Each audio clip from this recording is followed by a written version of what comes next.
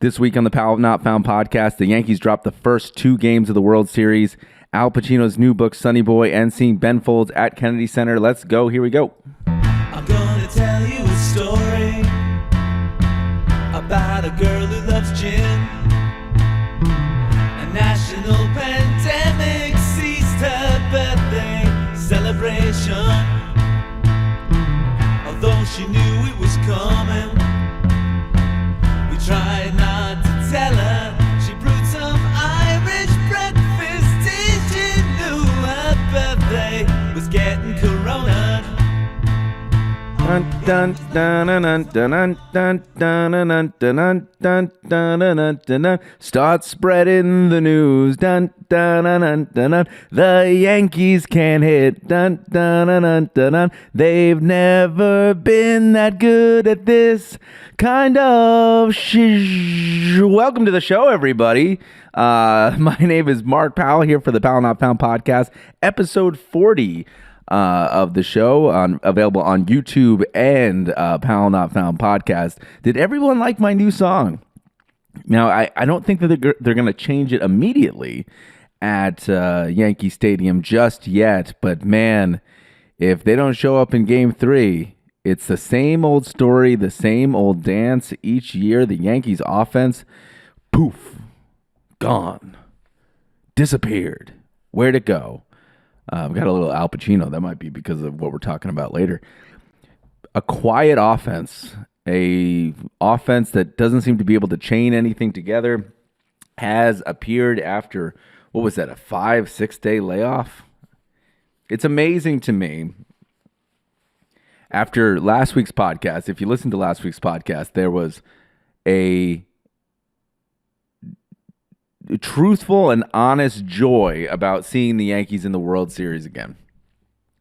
Seeing them kind of dominate and seeing them kind of push past a tough Royals team, a tough Guardians team, instilled in me a sense of confidence that I think that might have been a little bit premature. Because when you see the Yankees up against a formidable, overpaid Dodger team, reminiscent of the 90s Yankees that would spend. I mean, I don't mean to call like a little bit of it's just funny to see them play the Dodgers that spent millions and millions and millions of dollars, really are beating them at their own playbook at this point. And get Tyler Glass now, get Yamamoto, get Shohei Ohtani, and just see them pulverize this lineup into oblivion and see them really kind of punish the Yankees for the last two games. It's interesting just to see how many holes seem apparent in the Yankees roster at this point, and the unwillingness to change anything.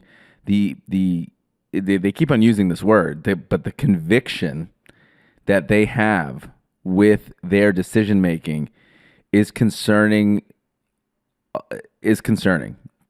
Right? So before I go on, I do want to kind of go through each game because this weekend has been a busy weekend for me. It's been kind of we're going to be talking about different things, but I want to kind of go through game 1 and game 2. Kind of in chronological order, because this might be, again, next week might be the last time we talk about the World Series. We might talk about baseball, and this season might be over. And so I want to talk about these two games. I want to talk about what the Yankees need to do moving forward, and how they might be able to salvage something. Game 3 is a must-win situation. If you weren't thinking about Game 3 at this point, it's time to start thinking about Game 3. It's a must-win situation for the Yankees. If they lose that game, it's over.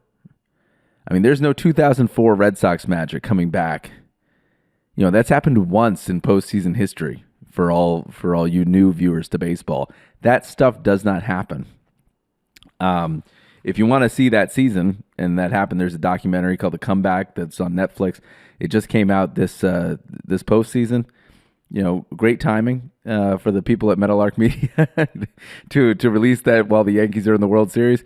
But go check it out. It's a a documentary about those Boston Red Sox team, about that historic comeback. Yankees need to win Game 3. So we'll talk about these games. So I want to bring it back and rewind it to Game 1, where you have a Garrett Cole absolutely cruising, and at 88 pitches coming out of this game, and essentially Boone opening the door to a Dodgers offense that felt like it was stymied, is a really, really questionable decision. Again, this team does not seem to repeat the things that they have gotten the fans accustomed to. I mean, Garrett Cole seems to be the only person in the rotation that can go distance, that can convince Boone to let him go. His veteran status has leverage. It has sway. And so for him to get pulled after a Teoscar Hernandez single that was hit on the nose and hit on the screws, but you're talking about a situation at that point where Cole had given up 4 total hits, 6 innings pitched, 4 hits, 1 earned run, 4 Ks. Probably not the best line, but definitely a quality start. When you have your ace there, what are you saving your ace in that situation for?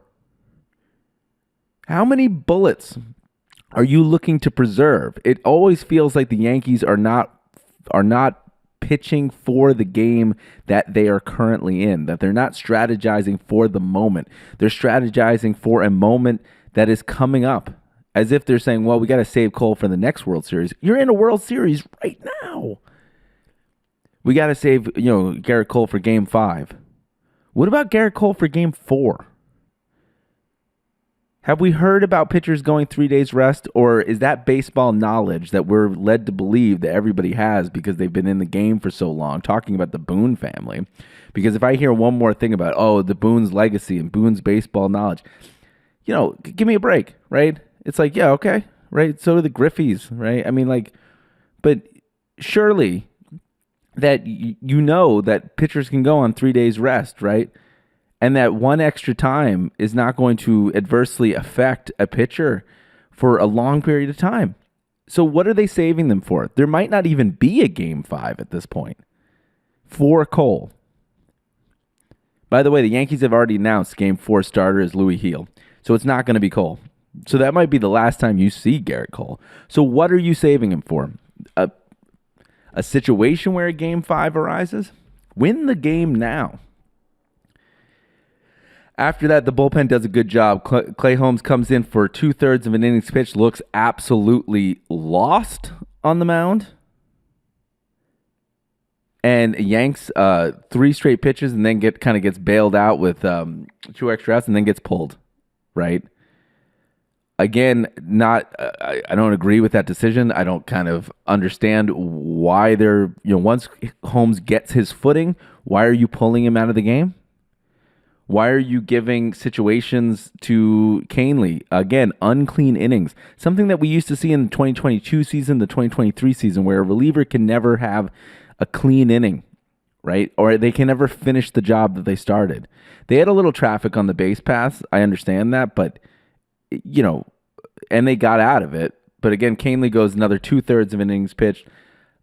Weaver finally he comes in, shuts it down, but then bails Canely out. Canely kind of creates some traffic on the base pass. Shohei Ohtani hits a double to the wall that Soto is may or may not be in position for, and a costly throwing error that's accredited to Soto. It allows Shohei Ohtani to go from second to third, which then sets up a Mookie Betts sacrifice fly to tie the game. At that point, to tie the game at 2. These are the kind of situations that the Yankees have to get better at, and the Yankees have to be smoother about that. That error sets up what happens later in the game.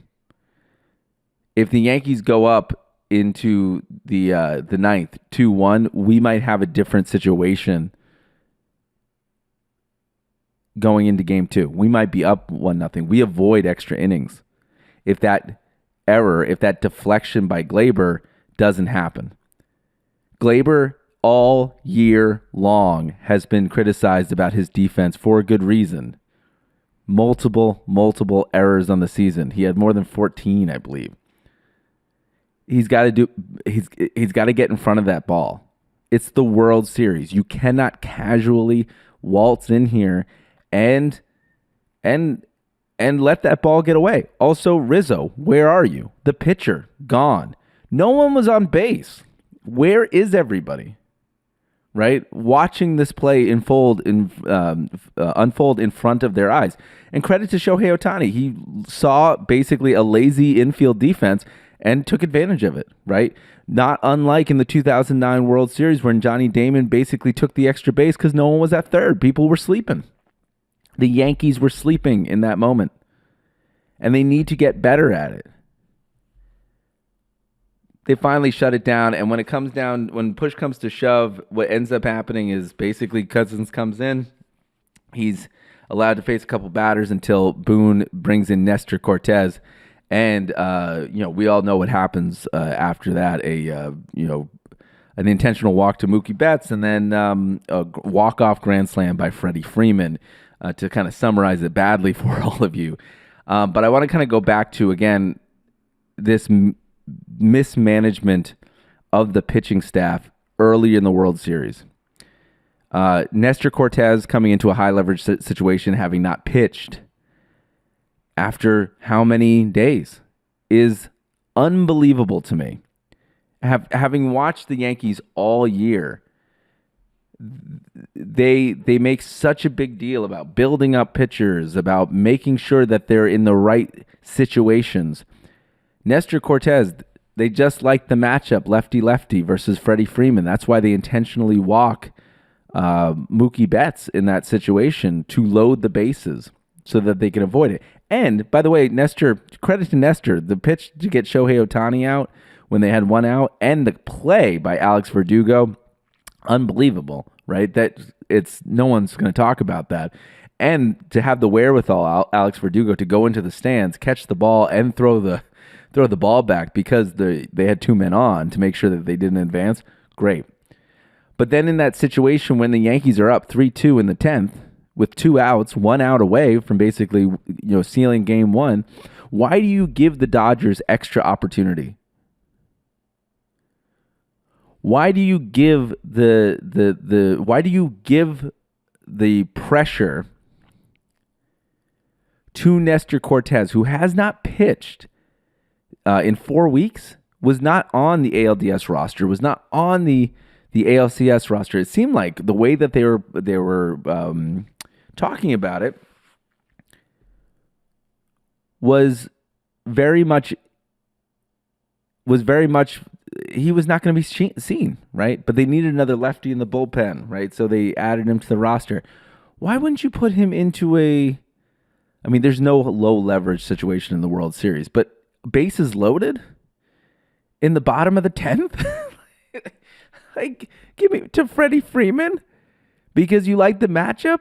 Tim Hill, who just pitched in the ALCS quite finely, finally, quite good, quite well. There we go. Quite well. Was not an option at this point. The arm angle didn't give you anything else. You needed a ball on the ground. You needed a ball somewhere. If it sneaks through, they tie the game. They potentially win the game with a single. Okay, you run that risk. You're down. But at least you went with a pitcher that had seen action, had seen high pressure in the situation. But you went with Nestor Cortez, a pitcher who did not pitch. Did not pitch in 4 weeks. It makes no sense to me. I want to go to a clip here of Derek Jeter talking about, this is from Awful Announcing. I want to go to Derek Jeter here talking about that decision to pull Cole. Let me make sure my levels are up here. And let me fade to that really quickly. My video feed is very, very, very shaky right now. But all right, here we go. Talk about this all the time, and I don't want to be one of these guys that say back in the day when we played.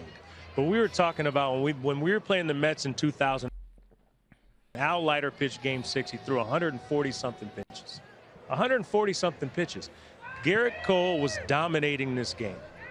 He was dominating the game. Yeah. And if you take him out after 88 pitches for I don't know what reason, it's a domino effect on not only this game tonight, tomorrow's game, and the rest of the series. Preach, So preach. I just think when you have someone that's dealing like Garrett Cole was dealing tonight, you leave him out there as long as you What can. did Garrett? Look, As Derek Jeter said, as Derek Jeter was talking about, he's talking about the 2000 World Series right there, where Al Leiter, I think, going into the 8th inning, had 127 pitches. I don't think it was 145. It may have been.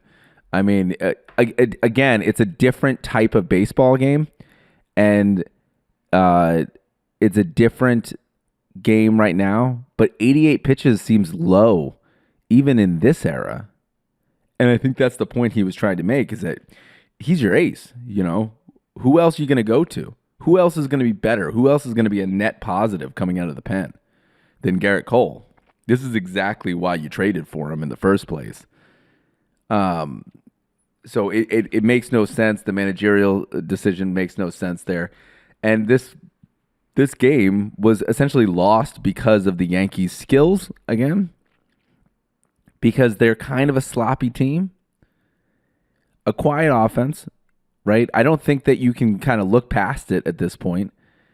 13 strikeouts from the entire lineup, 13 in one game. The Dodgers had, count them, 4. The Dodgers put the ball in play. They put the ball in play. You got to give them credit. They put the ball in play. 13 strikeouts from the New York Yankees, 11 men left on base, and it's the same old tune. Can't cash in when ducks are on the pond. Cannot score the runners in scoring position. They can't do it. They can't do it. They've proven time and time again that they can't do it. Their offense is just not capable of cashing in when they absolutely need to. I mean, let's see where it was. Again, 1 for 8, right? Is this the right game? Yeah, 1 for 8 with team runners in scoring position. 11 men left on base. Juan Soto with a double play. Stanton. John Carl October continues. Stanton continues to be red hot in October. I mean, man, I don't want to imagine where we would be without Giancarlo in the lineup.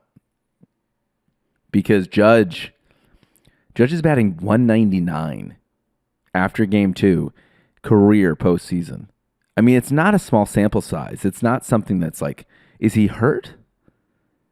Like, the questions start kind of rolling in your head going, we saw Judge bookend this season with less than impressive offensive runs, right? And in April, remember, in the beginning of the 2024 season, we were talking about how it was funny the Yankees were winning, but it wasn't Judge contributing. And 6 home runs, it was something wrong with his toe. That was the whole narrative that was being spun. Now, these narratives can be absolutely false. That's what everyone was alleging, right? And then he goes on and has, one of the greatest middle seasons ever. May, June, boom, like hitting 25 home runs. You're like, oh my God, this guy's going to break his record again. And then again, he gets taken out at the end of the season after hitting a home run in 5 straight games for God knows what, and then comes back and has a 5 strikeout game, right? Baseball is a game of momentum. And managerial decisions seem to come into play and throw, coffee tables in front of players getting on streaks. That's what it seems like is happening with the Yankees. Like, Cole's rolling. Cole lets up 1 single, gets taken out of the game.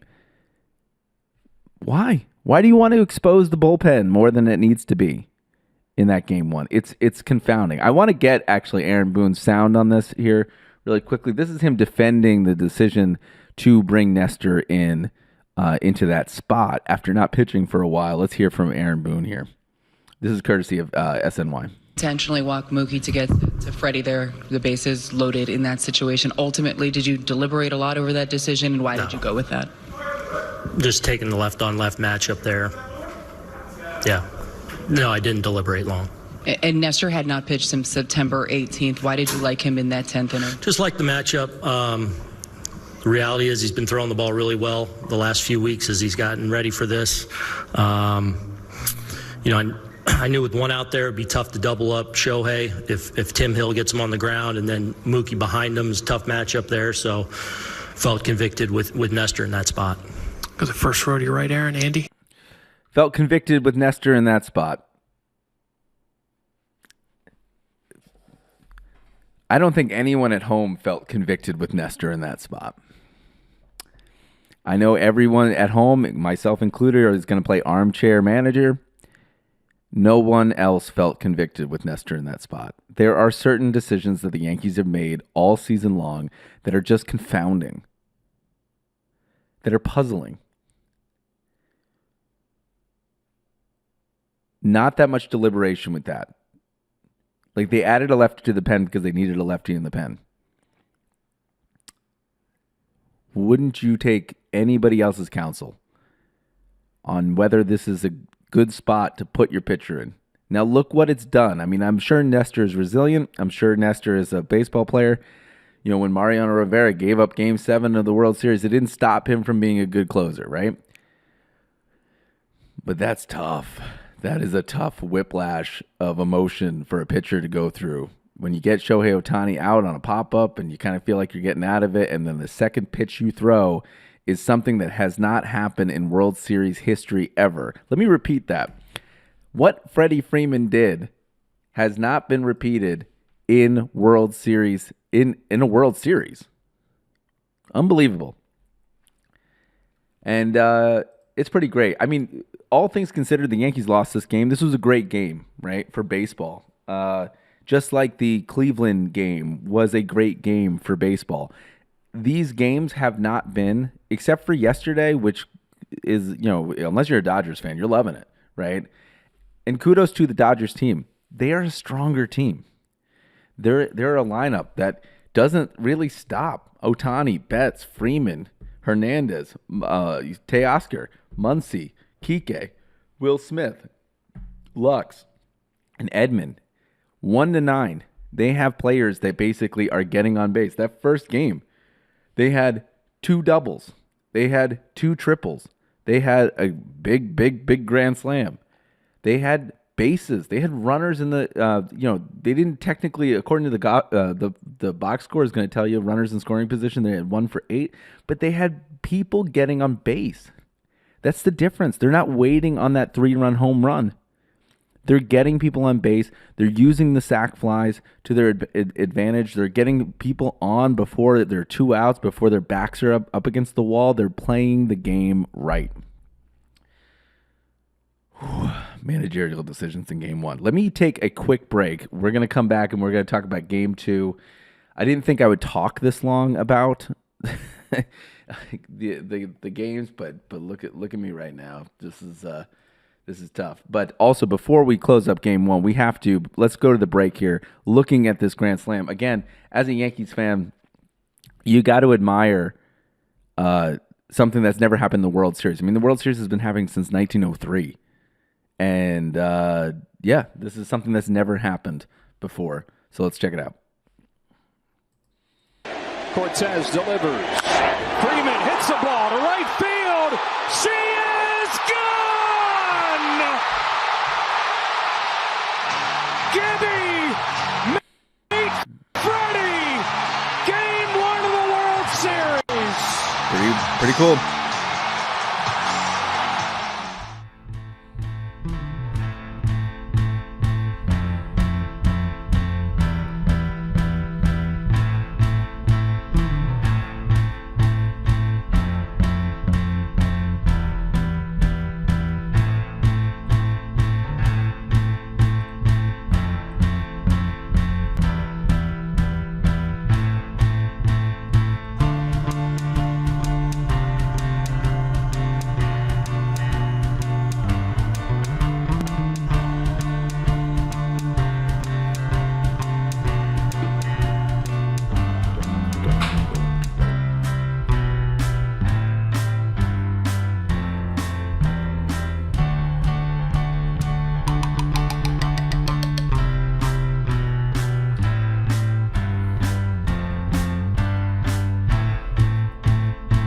Hey, everybody, and welcome back to the show again. This is Mark Powell with the Powell Not Found podcast for the week of October 27th.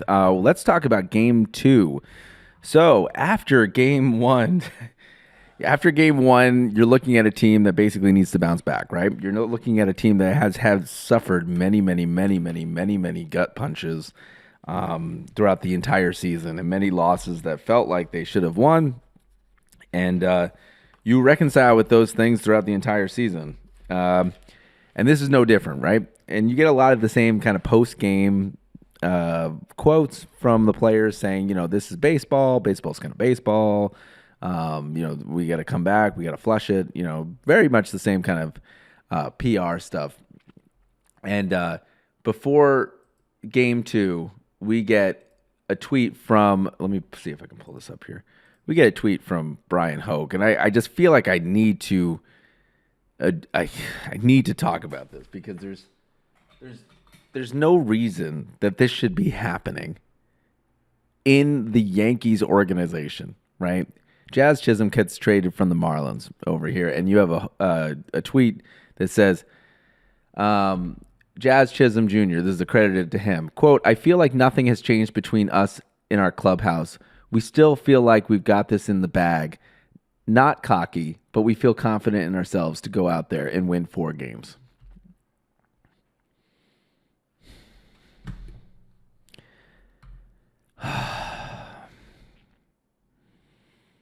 Is anybody seeing what I'm seeing? Especially after the quote he gave after, to give the Royals anything. Where's the camera? Jazz, stop talking to the media, right? You don't need to give the opposition anything. And he did clarify. He did, say not cocky, right? But we feel confident. It's all about ourselves. Just say we feel confident in ourselves. Be the boring press conference, right? I mean, my man is not performing to the ability that he needs to be performing to say quotes like that. And when I say that, I mean in the postseason, because he got into the postseason in 2020. Everybody remember that when the Marlins got into the tournament? If that was, he did not play in 2020 in the NL wild card. He played in the NLDS. He played in the wild card in 2023 with Miami, so played 2 games. It was hitless. He did have a hit in the postseason in 2020, but my man right now is 9 for 50 freaking 9 in the postseason. He is a 167 hitter in the postseason. Stop talking as if you're batting 5,000 and you're rocketing shots and you're winning games. I could kind of dismiss it at that point. My man is batting 167 with a 224 on-base percentage and a 259 slug. His OPS, for all you analytical people out there, 483. There's no reason that anybody should be giving those types of quotes with those types of numbers. 14 total bases. There used to be an old high heat baseball game that would have hecklers come out of the crowd and heckle you and say all these things. We can play better than you, Jazz, I feel like I have family members who can play better than you right now on the field. So stop giving these quotes. Stop. There's nothing wrong with exuding confidence, but where's the Yankee PR machine? Where is it? Where's the thing that swoops in and basically says championship or failure? Why has it not been instilled in him yet? Because you can't be talking like that if you're waving at breaking balls every single day, right? Sure, you got a single in the 9th. Good for you, right? Could have used those a little bit earlier, right? In the ALDS, my man was 2 for 15. Let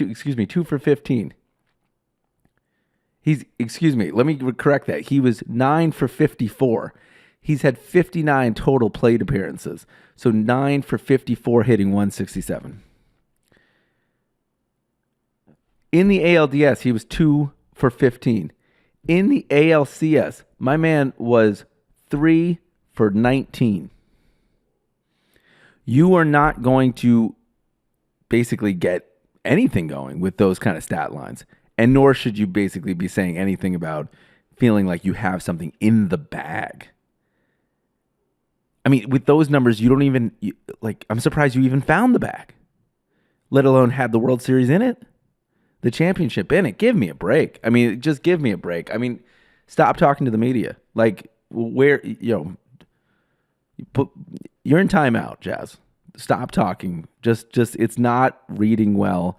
And honestly, it's going to be a reckoning for some of these players. I mean, it kind of brings me to a good segue with Judge. Oh boy, man. Judge is a problem.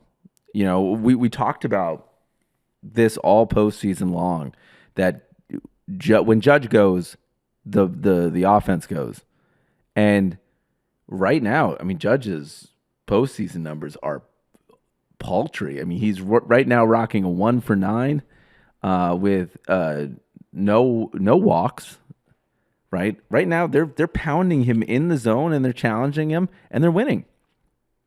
I'm not quite sure if Giancarlo and Judge decided to switch player profiles. Like, hey, listen, I know Giancarlo doesn't do much during the season, doesn't hit much during the season, is hurt often.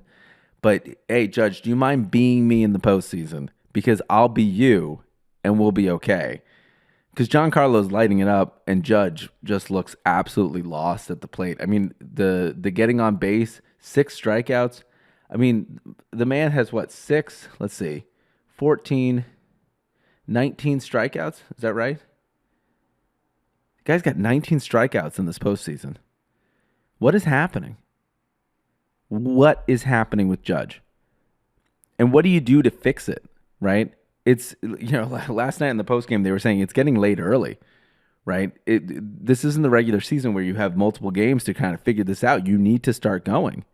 Because at some point, he's going to get back to New York. And everyone talks about, the fans get on their players, blah, blah, blah, blah, blah. No, they're going to let him hear it, right? There's, at minimum, 2 games that are going to be played in the Bronx. And if he doesn't hit, he's going to hear it. And he should. And the whole lineup should hear it. There should be no reason why the Yankees can't get anything going. It's like they almost forgot that small ball is part of the equation. Last night, they lose the game 4-2. They actually get dominated by Yamamoto, who goes 6.1. 1 earned run, which was a smashed Juan Soto home run, who is really acting like Han Solo, just rescuing everyone. So Juan Soto smashing a home run, into right field, and that's really the only blemish going into the 7th inning with Yamamoto. I mean, they were getting 1 hit. It was like a familiar 2022, 2023 early offense Yankee lineup, and it reinforced the lack of additions that the team made in a way. For if you watch the Yankees for seasons after season after season after season, you start looking at an offense going, well, the offense can't get anything going. They're all like, muscle home run hitters. There's not like a Steven Kwan on the top of their lineup who can get something going. Torres is doing a great job. He went 0 for 3 last night with a walk, but he's been great this whole postseason. But he's not Steven Kwan, right? He's not Johnny Damon. He's not who else? He's not like a Ichiro, right? Who's slapping body. He's not David Eckstein. He's not any of those guys, right? It just feels like if this lineup starts kind of tanking and if they get dominated early, it's just the same old script. And then in the 9th inning, they threaten. And I even told I was watching with friends last night, and like I told them, I said, this is a familiar thing that's happening, right? Like again and again and again, the Yankees will threaten in the 9th against the bullpen, and they'll get right to the precipice. If we scored a run last night, we get the tying run on, or the tying run to the plate, and strikeout. and pop out. And pinch hitting Trevino for Austin Wells, who looks gone. I mean, talk about another. When you have multiple players, and sorry, I'm bouncing around a lot, but when you have multiple players that are not hitting, and you can pull out Jazz Chisholm not hitting, right? Kind of warming up, but not hitting. Hasn't been hitting for a long time. Austin Wells completely just is not an offensive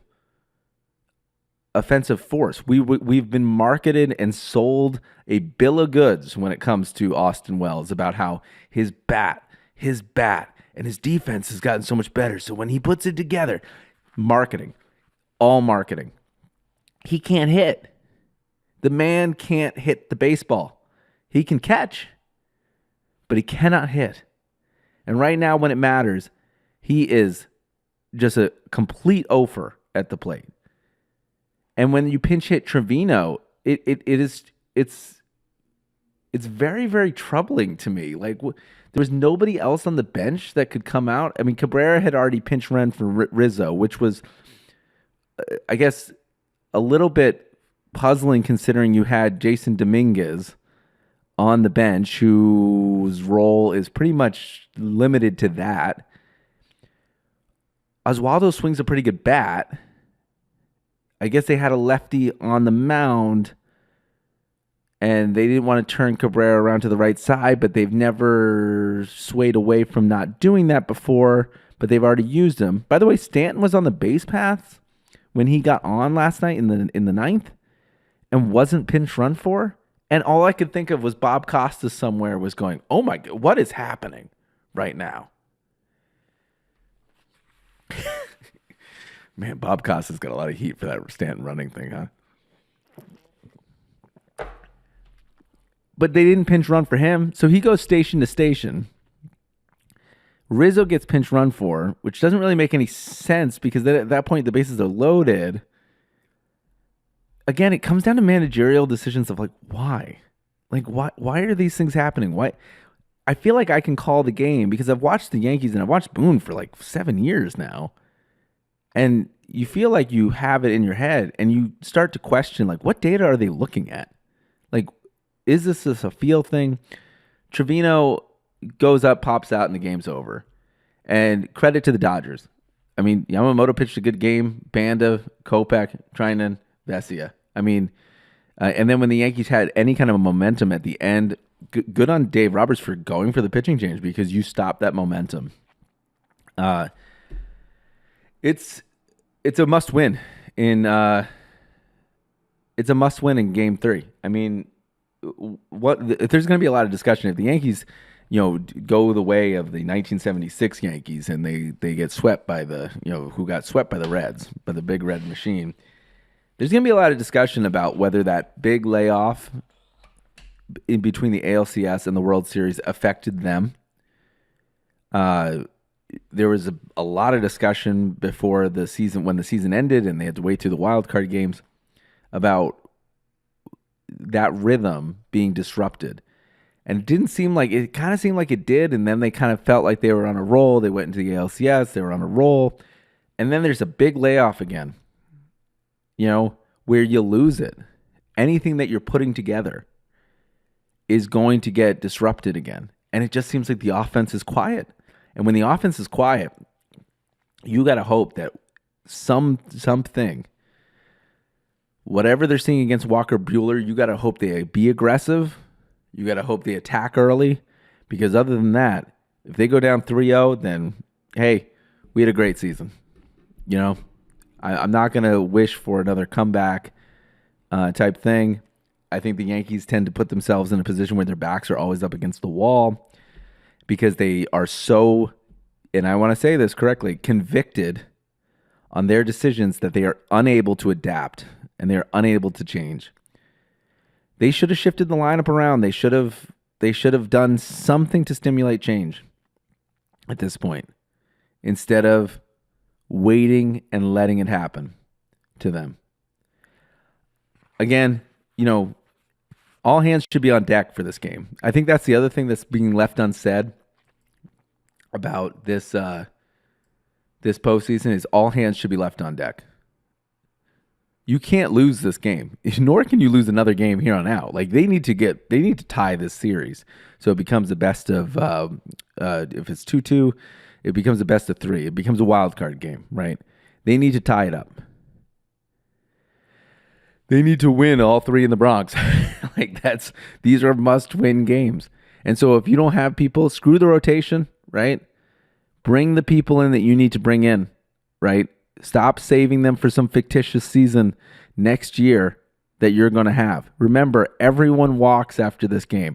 And the way that they're playing, the way the Yankees are playing, you're making Juan Soto look at the other side of New York and going, maybe being a Met is not so bad. They look like they have more fun over there.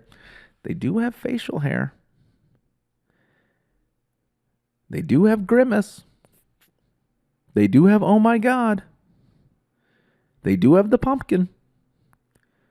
Maybe being a Met's not so bad. Maybe being a Met is not so bad. Might be the summary of the New York Yankees postseason. You want Juan Soto to stay, you got to win a World Series.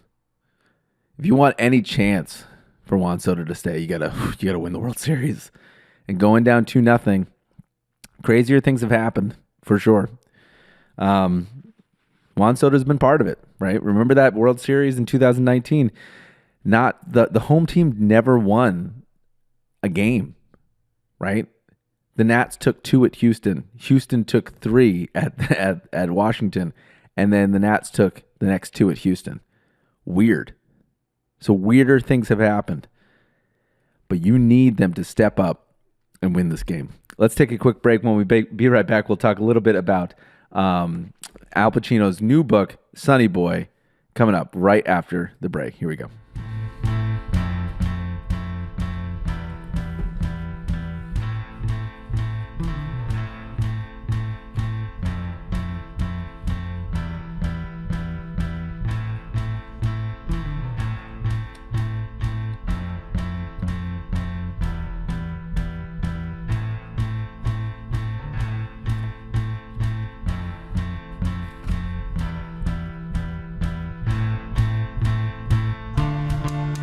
Hey, everybody, and welcome back to the show. Before we wrap up the show today, we're going to talk about 2 different things. I've got Ben Folds at the Kennedy Center. Last night, I got the opportunity to watch Ben Folds do a live album recording at the Kennedy Center for 4 years. I think, and when he was appointed the artistic advisor to the Kennedy Center, he has been doing performances there, trying to give exposure to the National Symphony Orchestra and kind of give recognition to how amazing having a National Symphony Orchestra is. And if you're not in that performance, it's hard to kind of visualize what he's talking about, right? These are people that are completely, playing music in sync and playing orchestral music, playing, Mozart, Bach, blah, blah, blah, blah, blah, classical stuff, and how you should go support the arts. And 3 or 4 or 5 years ago, he started a series called Declassified, where he wanted to kind of bridge the gap in between the orchestra, and by using a little bit of his music and everybody's music together, Regina Spektor's music, his music, and have it played with an orchestra to kind of show people the power of the orchestra. And if you haven't seen that show, go see it. It's really, really cool. They're tight shows. They're like an hour long, and you get to kind of experience something that you don't always get to experience. It's a very sophisticated show. This isn't some kind of like bumping party, but he does a good job of keeping the atmosphere kind of light. So definitely got to see the likes of Ben Folds play with Regina Spektor, Dear Theodosia, which was a really famous song off of Hamilton, live in front of an orchestra. It was great. Also, years before that, there had been an album that he had released called So There.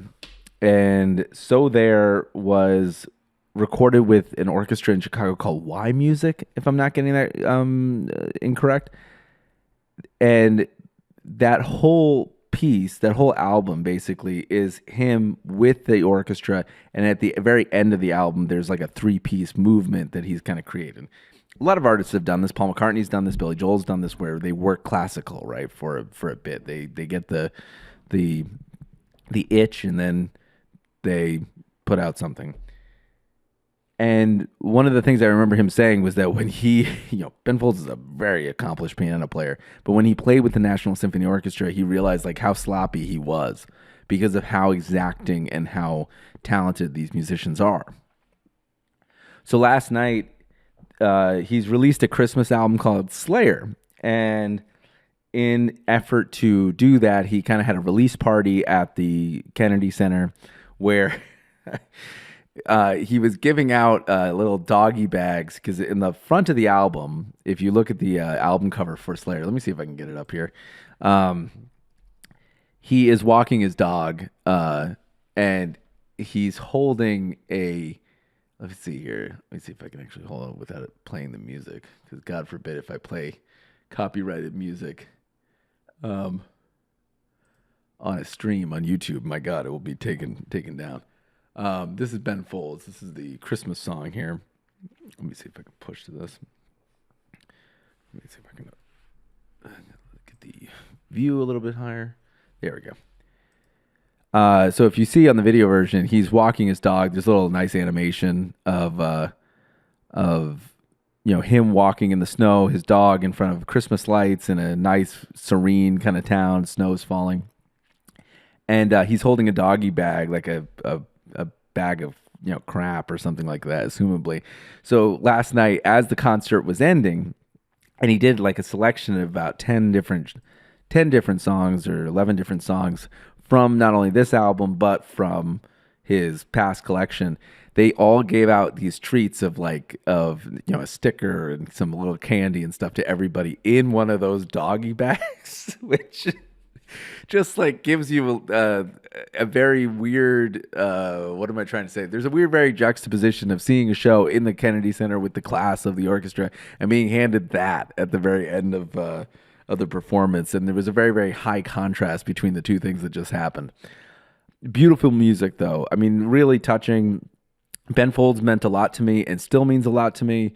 His music is the soundtrack of my life when it came to walking around in New York. So many songs that I related to just popped into my headphones as I was walking to the subway and walking to the train. And so to hear those songs with a full orchestra behind that, wow. I mean, it was a really, really good concert. Go pick up this album. It's got an interesting new Christmas song. The We Could Have This with Lindsay Kraft and the actor who was there last night as well. It seems like interesting, but it also kind of reminds you Christmas time is coming. Man, to just sneak up on us. Halloween hasn't even happened. But yeah, this album is out as of yesterday. And to see the release party along with the show was really, really cool. They had a live band karaoke at the Kennedy Center. I encourage anybody to go to one of these shows. They might have it. The bigger shows seem to have it. Some of the declassifieds had it too. They have a live band karaoke after the show. So if you want to go up there, I guess, and sing your heart out, you can do so. And a lot of people do. And it's really, really, really fun. I've done it before in the past and have gone with my family and friends. It's a really, really good show. If you're ever in the DC area and you see that happening, go to check out one of his shows. Ben also gave concerts throughout the pandemic too, which was very, very helpful and very, very nice to go to. We all know that during that period of time that there wasn't a lot to go to. And there was an outdoor area, the Kennedy Center, that they kind of built a stage. And he gave a free concert. And that was one of the first times I'd seen him. And couldn't have been at a better time and more appreciated. So I always kind of like supporting these kind of things. So go see it. Go pick up the album. It's out as of yesterday. So last thing I want to talk about was another thing that kind of came up that was very, very important to my life was Al Pacino.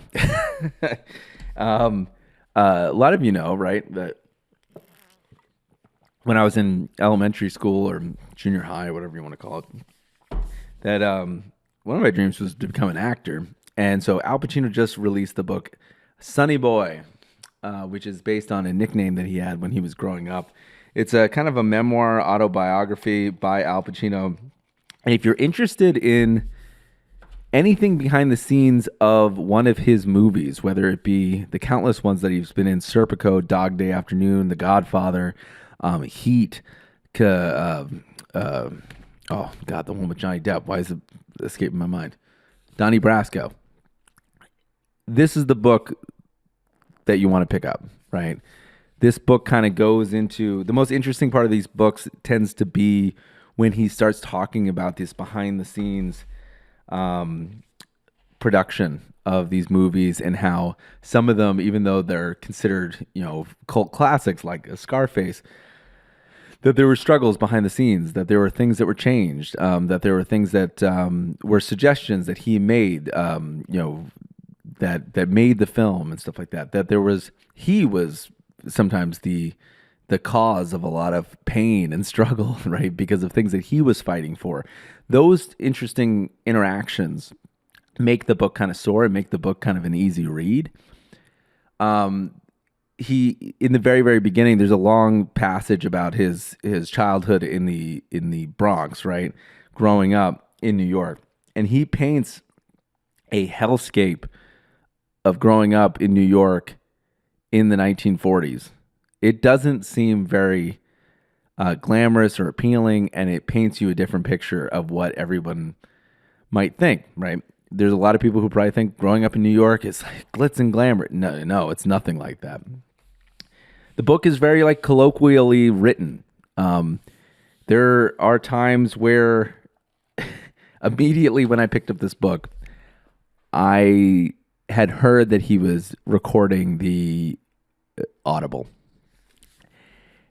And I had just run out of credits, and I hit myself because I was like, of course, this would be a perfect book to listen to on Audible, because who wouldn't want to hear the soothing voice of Al Pacino going, he said, "That's kind of too bad. It looked like you had a real future." Who wouldn't want to hear that for 365 pages? The gravelly voice of Al Pacino. Of course, the director, he hated my guts. Whoa, what a line. Who wouldn't want to hear that? The book is very much written like he's speaking it, like he's dictating it. And you can kind of hear, there are some funny moments where he kind of talks about, being almost embarrassed to admit a certain story, like even years on, and you can see his inner monologue kind of written out on the page, which is a little bit kind of humorous because it doesn't seem like it's this isn't someone's magnum opus, right? This is just Al Pacino probably talking to the voice memo app. Like it's that casually written. And I think that's what makes it readable, to be honest. It's not trying to be something that it's not trying to be. It's not trying to be this book that's going to change your life, right? It's just a man trying to get his life down on paper. And it reads pretty quickly, right? By the time anything outlives its welcome, even some of the films where you probably someone who's really obsessed with The Godfather or really obsessed with Scarface or Godfather Part 2 or Serpico, Dog Day Afternoon, Heat, blah, blah, blah, blah, blah, all these different movies, Looking for Richard, they probably want him to stay on those stories longer, but they all have about a 20-page half-life to them, which makes it kind of tolerable, right? We all know those authors that kind of stick way too long, right? The example I always kind of pull out is James Michener describing a seed traveling across the Atlantic Ocean for 106 pages, right? The level of description is so much it could kill a man, right? That does not happen here. By the time he gets onto another film, he moves on, and it's time for another part of his life. And granted, his life has a lot of different beats, right? If you're a working actor in New York, it's probably very much written like the pace of being an actor, right? By the time you finish up a project, you're on to the next thing. You're on to the next thing. You're on to the next thing. And pretty soon you look up and you're like, wow, 10 years have passed, right?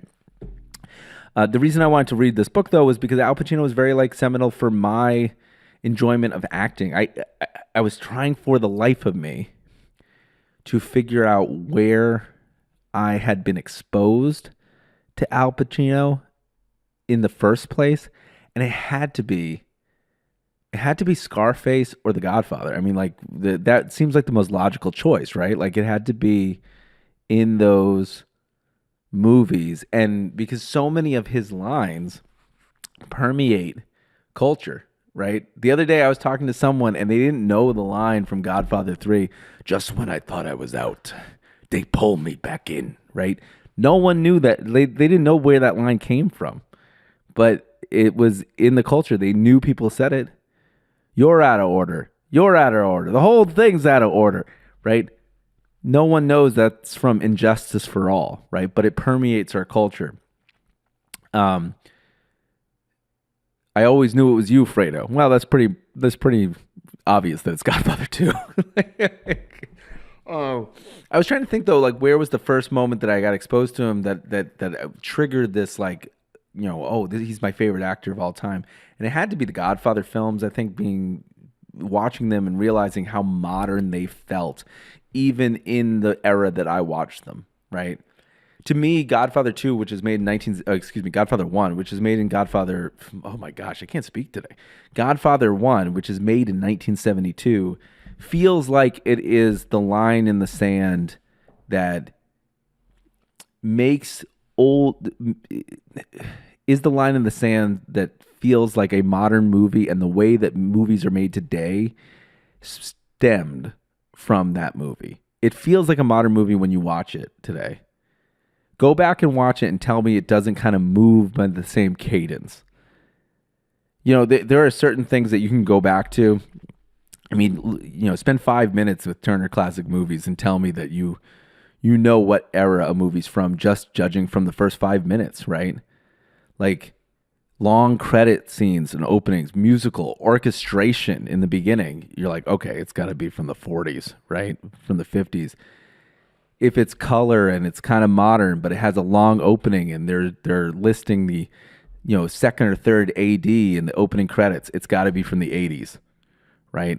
Like you can tell like what era a movie's from. But Godfather, I think the reason that it resonates is because it feels modern to even today's standards, right? Long, but modern. Also, seeing Al Pacino's evolution as a theater actor and his range, I think, is what attracted me to become an actor in the first place, is because it was so wildly different. And there are so many things about his acting that are just so bizarre, and the choices that he makes are very, very interesting. He also was associated with the Actor Studio, which I had heard about in college, and I had... which was basically Lee Strasberg's kind of invention, who was a protege of Stanislavski, who, if you've gone to any acting class, you've heard these names, right? Stanislavski basically created all these, American, not American, all these people who basically kind of took his method and they kind of warped it in different ways. So you get people like Viola Spolin, who's like considered the father of improv comedy and all that kind of stuff. So, but Lee Strasberg had the Actor Studio, and I auditioned for the Actor Studio as a young kid, graduating college, and it was one of the scarier auditions I think I've ever had in my life, because you do an interview and you walk into what is just a black void at the time. And they may have changed it at this point, but all I could see was one light. And I did a small monologue from probably a Neil LaBute play that I was obsessed with at the time because of how angsty I probably was as an early 20-year-old. And it was what I knew. And Al Pacino was very much connected as a protege of that school, but he doesn't even touch in the book about, he's like, I wasn't the star pupil of that school. I was just an actor that went there to kind of work things out. And so to me, that connection, having auditioned for the Actor Studio, didn't get in, but I had some friends that were in the Actor Studio as well. And seeing his work and always respecting his work, I had to kind of pick up the book. And I'm glad to say that it's an easy read. It's a nice thing. I'm going to probably finish it. I've got about 260 pages in. And if you're looking to just get more information on some of those films and behind the scenes and relationships between him and Marlon Brando and John Cazale and Jimmy Caan and all these different people that he's worked with, Robert De Niro, Martin Sheen. You're going to get it in this book, and it's a good read for people who are very nervous about picking up a book because they won't finish it, which is me. There are plenty of times that I feel like I'm about 5 or 6 books in, and I get to about 100 pages, and I realize I'm like, I want to throw it on the other side of the wall just to get it away from me because I'm like, I'm never going to finish this book. I'm never going to pick it up. With this one, I think it's written in a way that's great for people who just want to get any more information, just want to get, it's a nice biography. It's an easy read. Go pick it up. It's called Sonny Boy by Al Pacino, and I think it came out last week published by Penguin Press. So with that, we are going to wrap up the show. Again, the Yankees need to win, right? Hopefully next week we're talking about a different series. Do I believe it? No. But do I hope for it? Definitely. Hopefully there was something that we can take out of this podcast that was positive today. I want to believe that the Yankees are going to prove me wrong, that Boone is not sitting here, trying to Yankee PR us to death. Let's hope for a comeback. Let's hope for something to talk about. If not, we got to start watching movies. We got to start doing some different things on the podcast to kind of get us through an offseason that's going to be sad if they lose. But that's baseball. That's why we watch it. Anyways, thank you guys for watching the show. I'm Mark Powell with the Powell Not Found podcast, and that's been episode 40. It's pretty impressive, right? I think so. Bye, guys. See you next week. Till we can see you again. She tries to shake it off. She's losing track of the days. So she's been dancing to the music blaring from the Renegade. And in the morning she lays with the memories departed of heavy